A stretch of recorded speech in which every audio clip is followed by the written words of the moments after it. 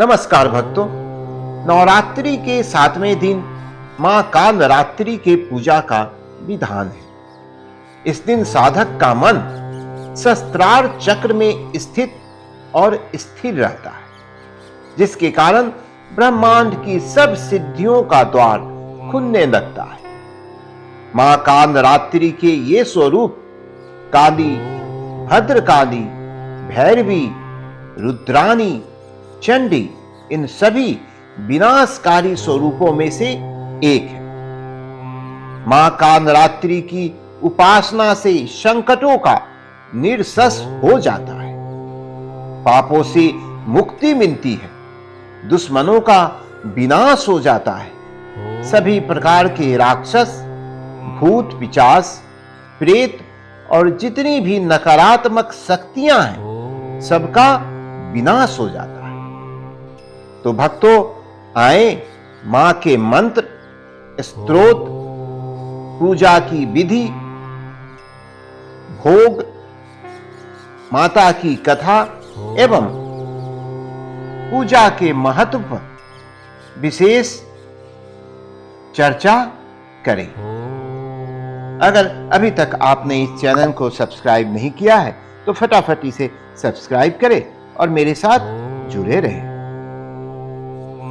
माता के मंत्र। ओम देवी कालरात्रये नमः।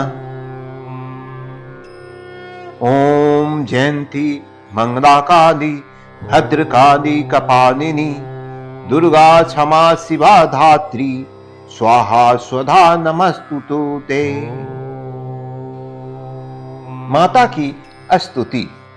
या देवी सर्वभूतेषु मां कालरात्रि रूपेण संस्थिता तस्यै नमस्तस्यै नमस्तस्यै नमो नमः। तो भक्तों, आइए माता की पूजा की विधि जानें। मां कालरात्रि की पूजा करने के लिए सुबह जल्द जागना चाहिए। स्नान करके साफ स्वच्छ वस्त्र धारण करना चाहिए। मान्यता है कि माता को लाल रंग पसंद है, इसलिए मां को लाल रंग का वस्त्र अर्पित करना चाहिए। मां को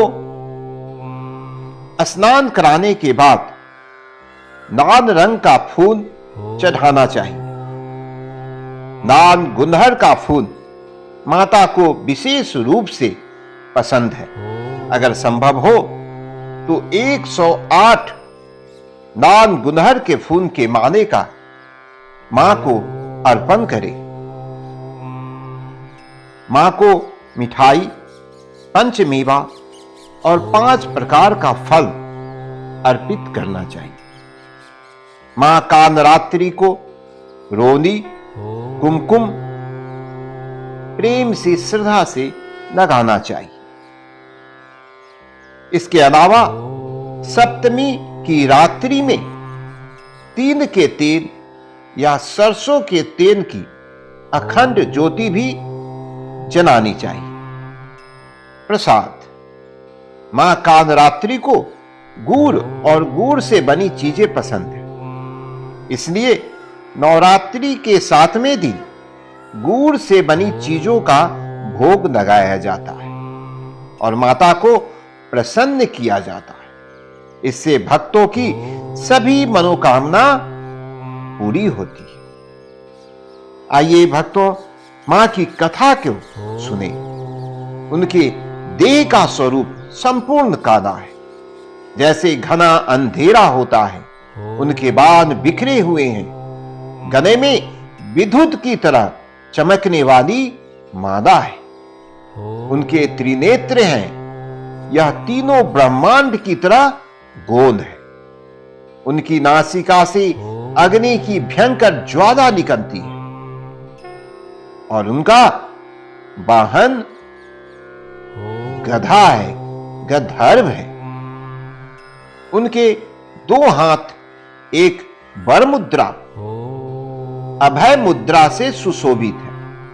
उनके बाकी 2 हाथों में से एक लोहे का कांटा और दूसरे हाथ में खड्ग है। पौराणिक कथा के अनुसार रक्त बीज जब सभी देवताओं को पराजित कर उनके राज्य को छीन लेता है, तब सभी देवता दानवों की शिकायत लेकर हमेशा की तरह महादेव जी के पास पहुंचते हैं। भगवान शिव शंकर ने अपने पास आए हुए सभी देवतागण से उनके आने का कारण पूछा। तब देवता ने रक्त बीज के किए गए अत्याचारों को त्रिलोकीनाथ से कहकर सुनाया।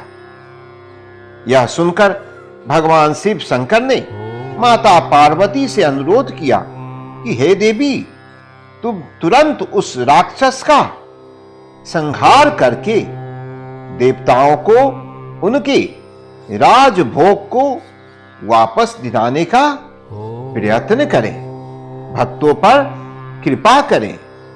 रक्त बीज को वरदान प्राप्त था कि उसके रक्त की हर एक बूंद जो भूमि पर गिरेगी, उससे एक और रक्त बीज जन्म देगा।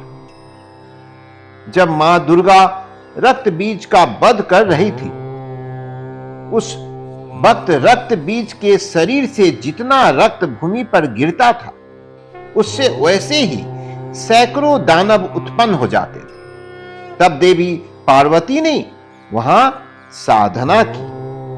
माता के साधना की तेज से कालरात्रि उत्पन्न हुई। तब मां पार्वती ने कालरात्रि से उन राक्षसों को खा जाने का निवेदन किया।